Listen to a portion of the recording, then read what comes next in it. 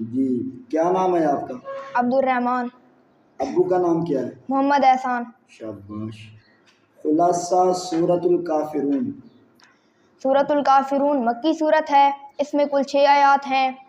یہ صورت توحید اور شرک، ایمان اور کفر اور حق و باطل کے درمیان حد فاصل ہے۔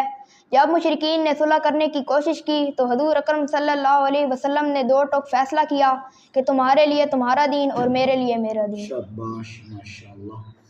خلاصہ سورۃ النصر۔ سورۃ النصر مدنی صورت ہے، اس میں کل 3 آیات ہیں۔ اس صورت میں فتح مکہ اور لوگوں کا اسلام میں فوج در فوج داخل ہونے کا ذکر ہے۔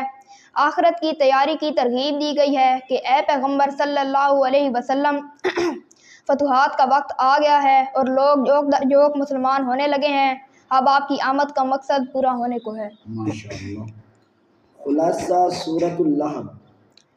سورۃ اللہب مکی صورت ہے، اس میں کل 5 آیات ہیں۔ یہ صورت آپ صلی اللہ علیہ وسلم کے دشمن ابو لہب اور اس کی بیوی ام جمیل کا انجام بتلاتی ہے کہ وہ کس طرح برباد ہوئے۔ انہیں اپنے مال اور اولاد پر بڑا غرور تھا، لیکن مال اور اولاد ان کے کچھ کام نہ آ سکے اور آخرت میں بھی وہ ہمیشہ کے لیے جہنم میں رہیں گے۔ شاباش، ماشاءاللہ۔ خلاصہ سورۃ الاخلاص۔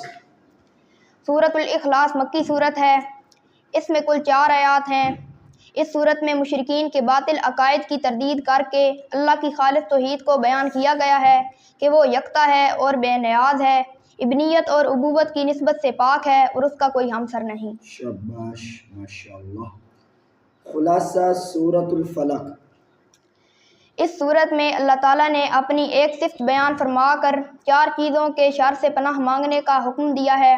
نمبر 1 مخلوق کے شر سے، نمبر 2 اندھیرے کے شر سے، نمبر 3 پھونک مارنے والیوں کے شر سے، نمبر 4 حاسد کے شر سے۔ شاباش، ماشاءاللہ۔ خلاصہ سورۃ الناس۔ اس صورت میں انسان کی 3 حالتوں کا ذکر ہے۔ نمبر 1 لڑک پن، نمبر 2 جوانی، نمبر 3 بڑھاپا۔